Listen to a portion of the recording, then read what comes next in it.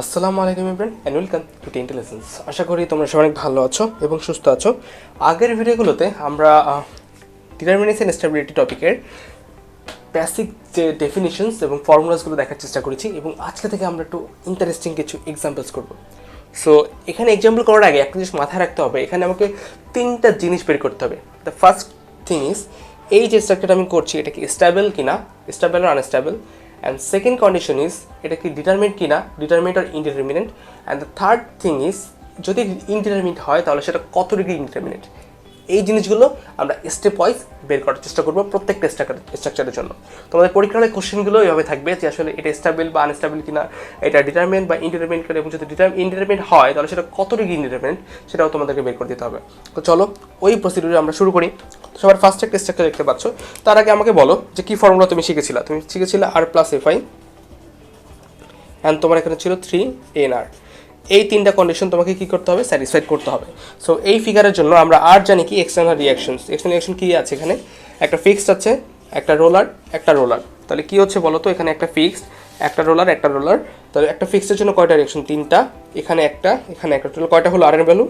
আর এর ভ্যালু পেয়ে যাচ্ছ তুমি কত, টোটাল 5। এখন এফআই আসো, এফআই বলছি ইন্টারনাল যে ফোর্সেস। ইন্টারনাল ফোর্স কি, একটা রোলার হতে পারে, ইন্টারনাল রোলার বা একটা ইন্টারনাল হিঞ্জ। কিছু কি আছে এখানে ভাই? কিছুই নাই, তার মানে কত, 0। তারপরে কি আছে 3nr। এনআর বলতে কি বোঝাচ্ছি, সলিড বডি। আর এনআরটা কি ছিল, সলিড বডি। এখানে আমি বলেছিলাম যদি ভিতরে কোনো হিঞ্জ না থাকে তাহলে পুরোটাই একটা সেম বডি হিসেবে কাজ করবে। তাহলে দেখতে পাচ্ছ পুরোটাই একটা সেম বডি, তার মানে এনআর মান কত, 1। তাহলে এখন যদি আমি ডিওআই বা ডিগ্রি অফ ইনার্স বের করতে চাই তাহলে কি হচ্ছে, আর plus f i minus 3nr। তাহলে কী হচ্ছে, আর প্লাস এফ আইয়ের মান কত পাচ্ছ, 5, 3nr মানে 3 × 1, তার মানে কত পাচ্ছ, 2। তাহলে কী হলো, আমরা জানতাম আমাদের স্ট্রাকচার যদি ডিটারমিনেন্ট বা ইনডিটারমিনেন্টের ভিতরে থাকে তাহলে ওই স্ট্রাকচারটা কী হয়, স্টেবল হয়, তাই তো। সেকেন্ড কন্ডিশন হচ্ছে আমার স্ট্রাকচারটা কী বলো তো, আমার স্ট্রাকচার হচ্ছে ইনডিটারমিনেন্ট। অ্যান্ড থার্ড কন্ডিশন যেটা আমি বের করতে চাচ্ছিলাম সেটা হচ্ছে আমার স্ট্রাকচারটা ডিওয়াই হচ্ছে 2 মানে 2 ডিগ্রি কি ইনডিটারমিনেন্ট, তাই তো। সো এই তিনটা জিনিস আমাকে প্রত্যেকটা ডায়াগ্রাম থেকে বের করতে হবে। সো একটা বের করে ফেললাম, তারপরে চলো নাম্বার 2তে চলে যাই। সো নাম্বার 2 এর ক্ষেত্রে কী হচ্ছে, নাম্বার 2 এর ক্ষেত্রে দেখতে পাচ্ছি যে এই বডি দেওয়া আছে, মাঝখানে একটা হিঞ্জ দেওয়া আছে।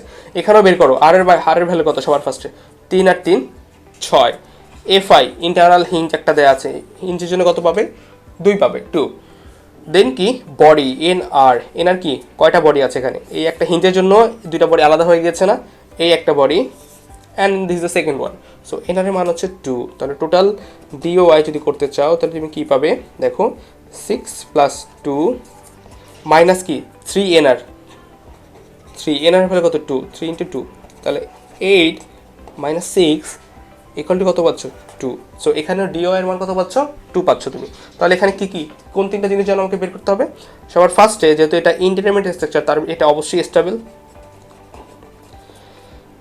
সেকেন্ড কন্ডিশন এটা কি ডিটারমিনেন্ট কি ইনডিটারমিনেন্ট, সেটা অবশ্যই IND indeterminant. And third condition is এটার কত ডিগ্রি ইনডিটারমিনেন্ট, সেটা হচ্ছে 2 ডিগ্রি ইনডিটারমিনেন্ট। সো আশা করি আমরা এই এক্সাম্পলটাও বুঝতে পেরেছি।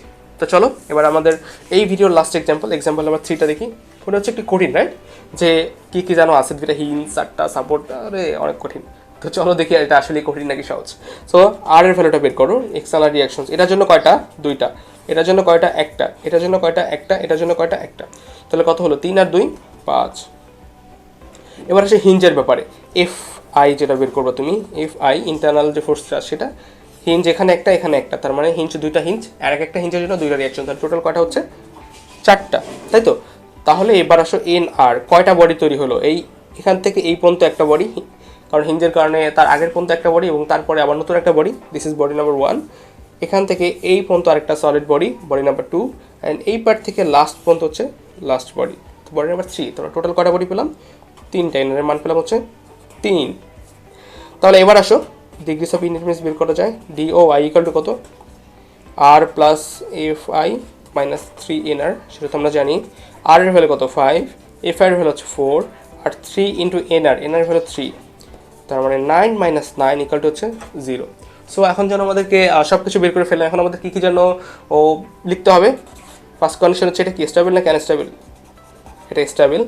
সেকেন্ড থিং আছে এটা কি ইনডিটারমিনেট নাকি ডিটারমিনেন্ট, এটা ডিটারমিনেন্ট, এবং এটার ডিগ্রিস অফ ইনডিটারমিনেন্সির মান কত, এটার কোনো ডিগ্রিস অফ ইনডিটারমিনেন্সি নেই, সো ওটার মান 0 লিখলেও হয় না লিখলেও হয়।